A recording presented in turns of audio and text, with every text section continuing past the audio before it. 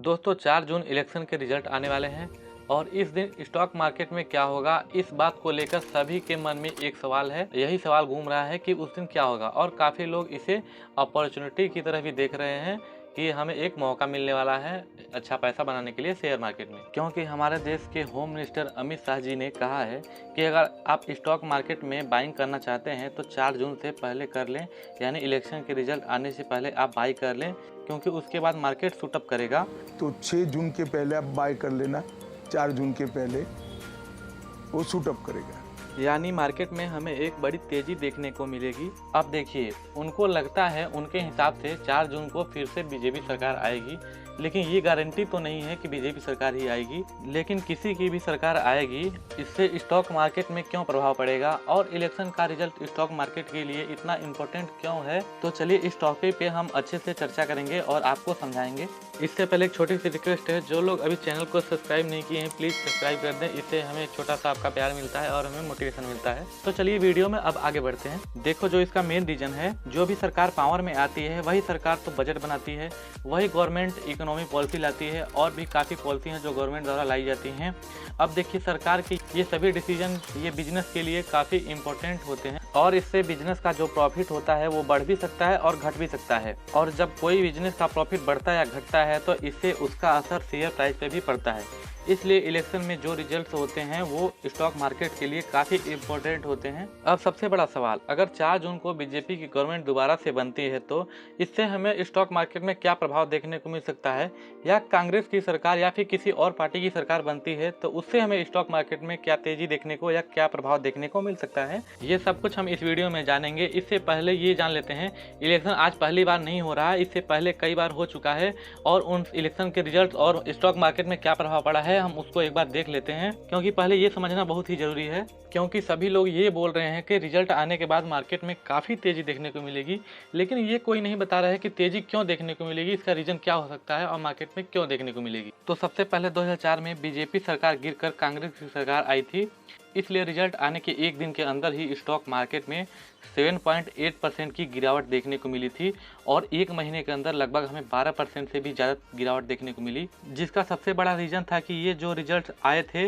ये जो एक्सपेक्ट किए गए थे उसके अगेंस्ट आए थे, मतलब उसके विपरीत आए थे, निगेटिव आए थे। इस वजह से हमें इतनी भारी गिरावट देखने को मिली और फिर 6 महीने के बाद मार्केट में भी रिकवरी देखने को मिली। और फिर 2009 में इलेक्शन हुए थे, इस बार फिर से कांग्रेस सरकार की गवर्नमेंट आई थी, जो कि इस बार सब लोग एक्सपेक्ट किए थे कि कांग्रेस की सरकार आई थी।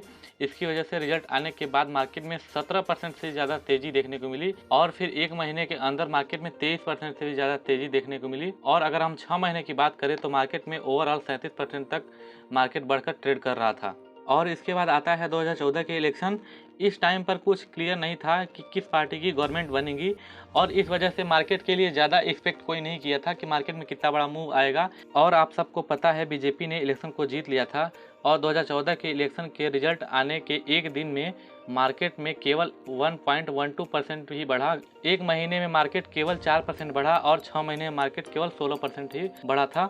और फिर 2019 के इलेक्शन हुए और इस बार लोगों को उम्मीद थी कि बीजेपी ही जीतेगी और रिजल्ट आने के बाद बीजेपी ही आई सरकार और मार्केट में एक दिन के अंदर हमें लगभग 1.6% की तेज़ी निकाल के दिया। और उस टाइम मार्केट में कुछ ग्लोबल इशू थे, इसकी वजह से हमें उससे ज़्यादा तेज़ी नहीं मिली। हमें लॉन्ग टर्म में इसलिए हमें तेज़ी नहीं देखने को मिली, क्योंकि इसके पीछे की एक बहुत बड़ी वजह है। फिर कोरोना टाइम आए और उस टाइम पे मार्केट में काफ़ी ज़्यादा और काफ़ी भारी क्वांटिटी में हमें गिरावट देखने को मिली। अब अगर 2024 के इलेक्शन की बात करें तो सबसे पहले आप कमेंट करके बताइए कि 2024 में किस गवर्नमेंट बनने वाली है, ये आप कमेंट में ज़रूर बताइए। अब बात करते हैं इस बार के इलेक्शन के बाद मार्केट में क्या हो सकता है। यहाँ पर पहला जो केस बन रहा है वो ये है कि फिर से बीजेपी सरकार आए और अपनी पूरी पावर और मेजोरिटी के साथ आए, तो इस केस में माना जा रहा है कि मार्केट में एक बहुत ही अच्छा मूव देखने को मिलेगा। अमित शाह जी ने पहले ही बोला है कि मार्केट शूटअप कर सकता है और ये मूवमेंट हमें ज़्यादातर रेलवे, रिन्यूएबल एनर्जी सेक्टर और डिफेंस सेक्टर, इंफ्रास्ट्रक्चर और पीएसयू स्टॉक में देखने को मिल सकता है। ऐसा क्यों होगा? क्योंकि बीजेपी गवर्नमेंट के पिछले बजट में हमने देखा कि उनका इन सभी सेक्टर के ऊपर ज़्यादा फोकस रहा है। अब हम पॉजिटिव बातें तो जान लिए और हमें अब निगेटिव बातों को भी जान लेना बहुत ही ज़रूरी है। अगर रिजल्ट के बाद बीजेपी गवर्नमेंट के अलावा कांग्रेस सरकार आई तो इस केस में हमें शॉर्ट टर्म में एक हैवी सेलिंग के साथ भारी गिरावट देखने को मिल सकती है।